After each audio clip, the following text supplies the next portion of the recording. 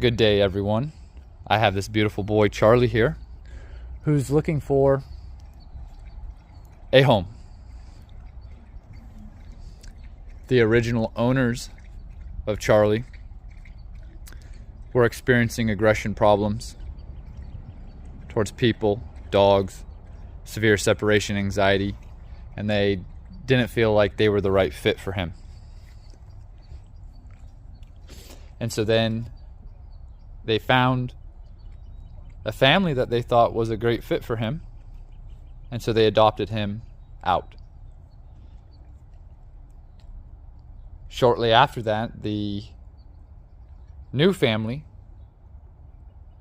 gets in contact with the original owners and said that it's not a great fit. He's being aggressive. And so when we look at this, the original owners had been to multiple trainers, and they just saw this behavior getting worse, ultimately leading them to adopt him out to a different family. That family gets him, and they're doing the dog training and the typical pet perspective, the pet way of doing things. And the aggression continued to get worse.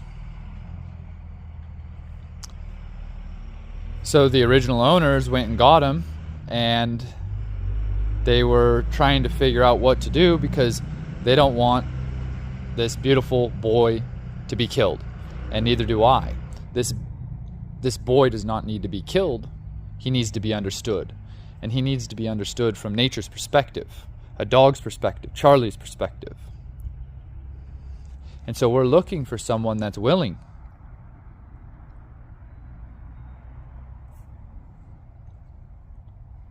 to save a dog's life, willing to learn and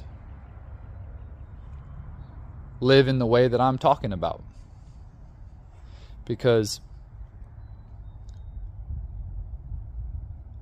since he's been here, I've been having success with him.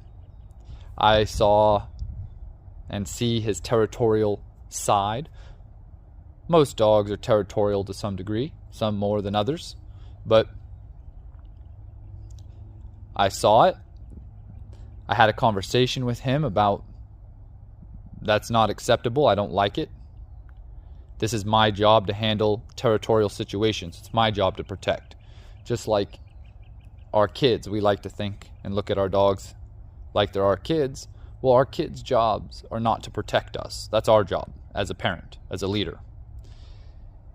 And so we have to understand why he's doing the things he's doing. And we have to make sure that we're not feeding it, contributing to it, allowing it, creating it.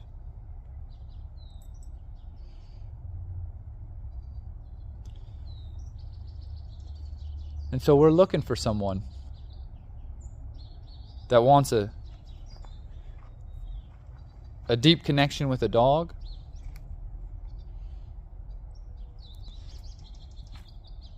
and I'm willing to help them learn how to have that with this boy here. And so to kind of give you an idea of some of the things is that you will only want to say what you do not like. Do not tell him what you like. It's only important to say what you do not like, and this is what dogs understand. You will never see a dog reward another dog. They do not do this.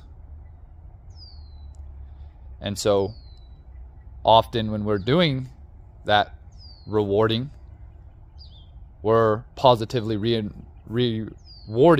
reinforcing negative behaviors, negative mindsets. So only say what you do not like. You should not go to him to pet, and you should not pet him when he comes to you to tell you to pet him.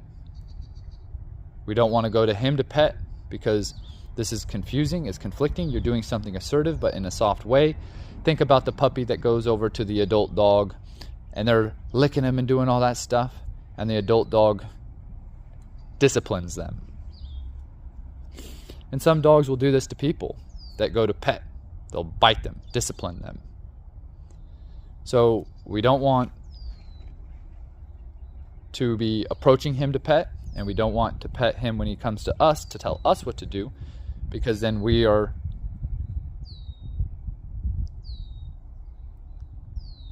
complying to his will. We are submitting to him. And this is not the kind of relationship we want. There's a give and take, but we have to understand how we go about this stuff. So how we pet him is we should only call him to us. We should call him to us, and he should come all the way up to us. So I call him to me, he comes all the way to me, he's paying attention to me, and I can pet him.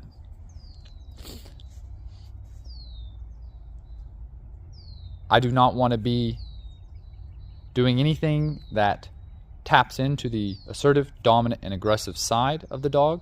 So no throwing things for him to chase, no tug of war, roughhousing, chase, no toys, squeaky toys.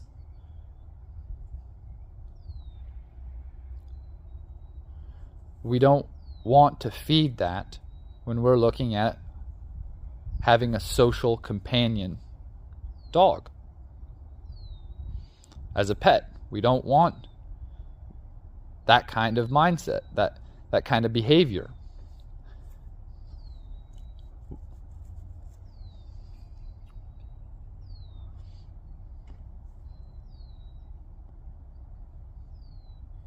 And so we have to understand that getting a dog is a responsibility. It is a full-time job. So if you're wanting to get a dog to try to make you feel better, this isn't for you.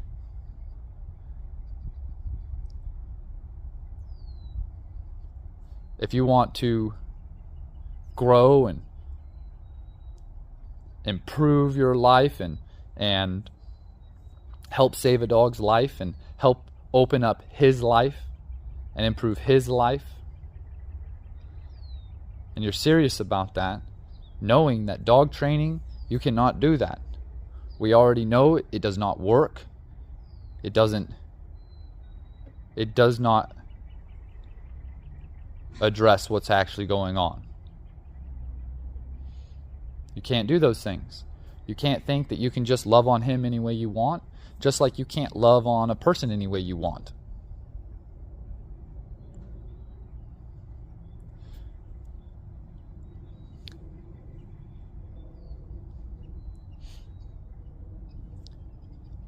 But I think that this is where sometimes people then go, well, what's the purpose of having a dog then? If I can't just love on it any way I want and I can't do these other things that I like doing. Well, that's, to me, sounds kind of selfish. Because ultimately, he pays the price for us thinking that we can do whatever we want. He pays the price for us not understanding him. He pays the price for us not advocating for him, protecting him, doing our job. He pays the price for us not letting him know what we do not like and what is unacceptable. He pays the price. So,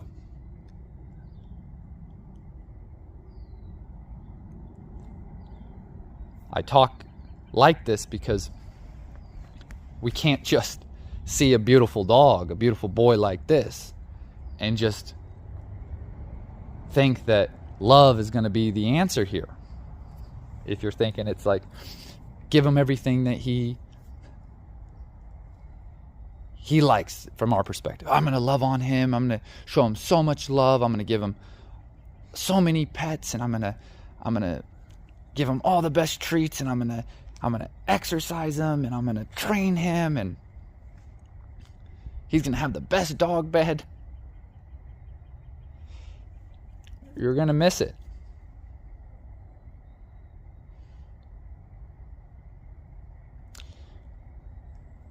Think about a spoiled child. That's done out of love. That child's spoiled because the parents love him. Now, that child may never become aggressive, but they can.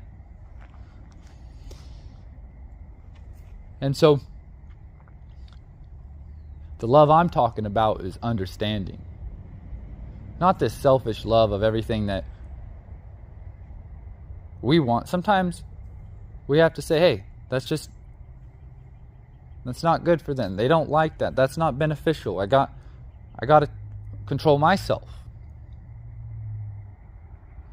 Just like a relationship with a person. You can't just do everything you want.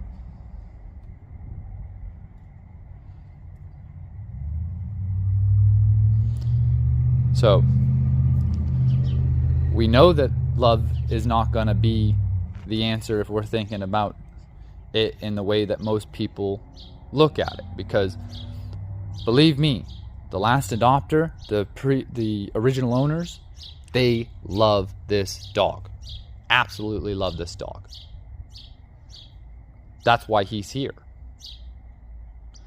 Because they love him. They don't want him to die.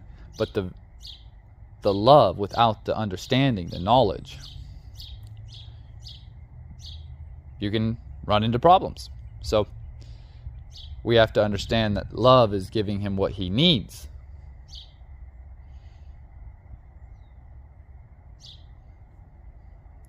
That's what love is. So let me know if you are interested in this guy and if you want to learn more. Because I don't know how much time we're gonna have. It's up to the original owners. But I'm telling you, fantastic dog.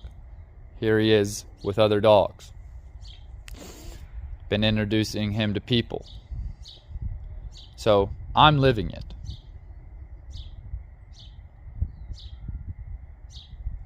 All right. We'll be in touch.